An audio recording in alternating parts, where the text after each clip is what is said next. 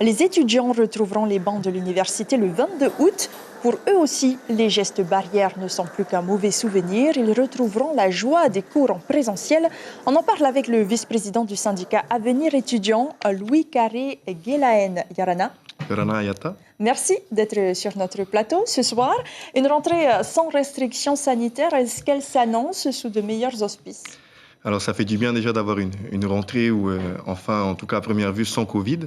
Donc du côté de l'UPF, ça s'annonce très bien. Et du côté de l'ICEP, on va pouvoir réintégrer ce qu'on appelle une semaine d'intégration.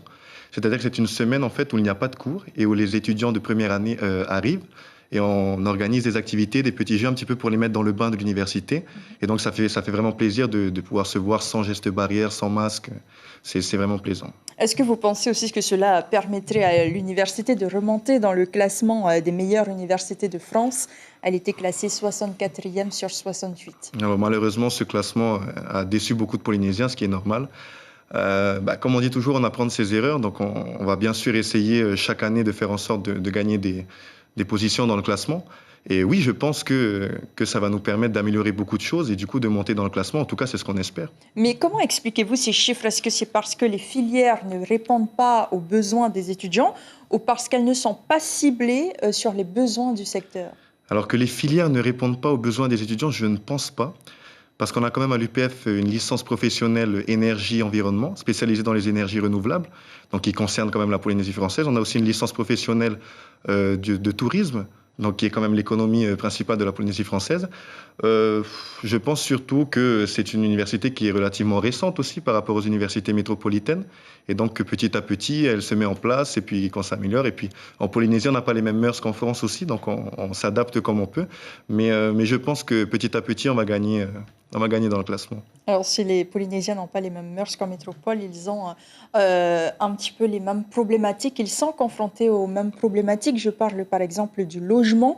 Selon la dernière enquête réalisée par l'ISPF, le logement reste primordial pour mener ses études dans de bonnes conditions.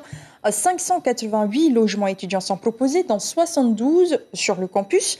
Est-ce que cela est suffisant pour répondre à la demande ? Alors, bien évidemment que non, malheureusement. Donc c'est ça, c'est 516 logements qui appartiennent au territoire et 72 qui sont du domaine du privé. Ça suffit malheureusement pas. Et donc, il faut qu'on en rajoute. Il faut savoir aussi qu'en commission, la plupart des logements sont attribués aux étudiants des îles. Alors, quelques-uns pour ceux de Tahiti.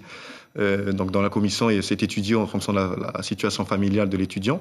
En revanche, le gouvernement, qui nous aide, qui aide les étudiants depuis plusieurs années, ce qui est vraiment plaisant, a prévu pour 2023 95 logements supplémentaires. Donc, 80 au niveau du CHE de Utumauro et une quinzaine au niveau du quartier de la Mission, ce qui va être très pratique pour les étudiants de l'ICEP. C'est juste à côté.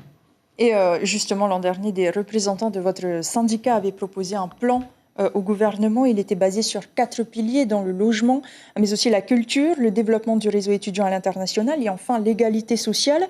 Un an plus tard, est-ce que des propositions ont été concrétisées ? Alors totalement. Alors déjà au niveau du logement, on en parlait juste avant. Au niveau surtout de l'égalité sociale, il y a eu énormément de progrès depuis 2018. À savoir l'établissement d'une ligne de bus sur la côte ouest. C'est-à-dire que les étudiants de la côte ouest n'ont plus besoin d'aller jusqu'en ville, ils peuvent aller directement à l'université. Il y a eu aussi l'aide au permis de conduire pour tous les étudiants, la gratuité des transports terrestres et maritimes, donc sous demande bien sûr. On n'est pas pour l'assistanat des étudiants, c'est-à-dire qu'on donne la gratuité, mais il faut quand même faire une démarche et une demande avec les papiers nécessaires. Il y a eu également l'aide aux équipements de première nécessité pour les étudiants des îles. Donc oui, au niveau de l'égalité sociale... Et l'épicerie solidaire aussi. L'épicerie solidaire et puis même le rallongement de la bourse du territoire à 10 mois plutôt que 9 mois. Donc oui, il y a eu beaucoup d'efforts au niveau de l'égalité sociale. Mais il reste encore des choses à faire. Merci beaucoup à Louis Carré Guélaen d'avoir été notre invité ce soir et nous souhaitons bien évidemment une bonne rentrée à tous les étudiants de Polynésie. L'information en continu sur Polynésie la première, Internet et réseaux sociaux.